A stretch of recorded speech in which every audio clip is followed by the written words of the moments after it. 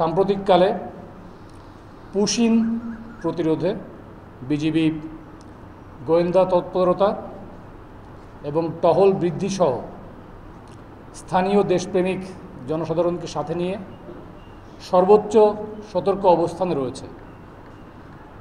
এই পর্যন্ত আমাদের রাজশাহীর এলাকায় পুশিন সংক্রান্ত কোনো ঘটনা ঘটেনি। তবে দেশের বিভিন্ন স্থানে বিক্ষিপ্ত কিছু পুশিনের ঘটনা রয়েছে, যেখানে যথাযথ প্রক্রিয়া অনুসরণ করা হয়নি। সেখানে বিজিবি বিএসএফের সাথে বিভিন্ন পর্যায়ে পতাকা বৈঠকের মাধ্যমে মৌখিকভাবে এবং লিখিতভাবে প্রতিবাদ জানিয়েছে, যা ভবিষ্যতেও জারি থাকবে।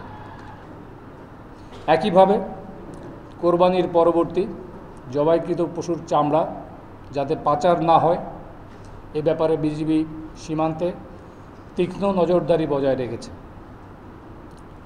আমাদের দীর্ঘ এই ঈদের ছুটিতে দেশের জনগণ যেন শান্তিপূর্ণভাবে নির্বিঘ্নে এবং উৎসবমুখর পরিবেশে ঈদ উদযাপন করতে পারে, এজন্য বিজিবি সীমান্তের নিরাপত্তা বিধানসহ অভ্যন্তরীণ আইনশৃঙ্খলা রক্ষা, ঈদের জামাতের নিরাপত্তা এবং নিরাপত্তা সংক্রান্ত অন্যান্য যে কোনো বিষয়ে দায়িত্ব পালনে সদা সচেষ্ট এবং সতর্ক রয়েছে।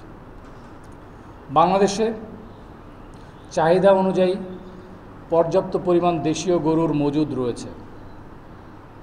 সীমান্ত দিয়ে অবৈধ গরু চোরাচালানের কারণে স্থানীয় কোনো খামারি যেন ক্ষতিগ্রস্ত না হন, এই ব্যাপারে বিজিবি সর্বোচ্চ প্রতিরোধমূলক ব্যবস্থা গ্রহণ করেছে।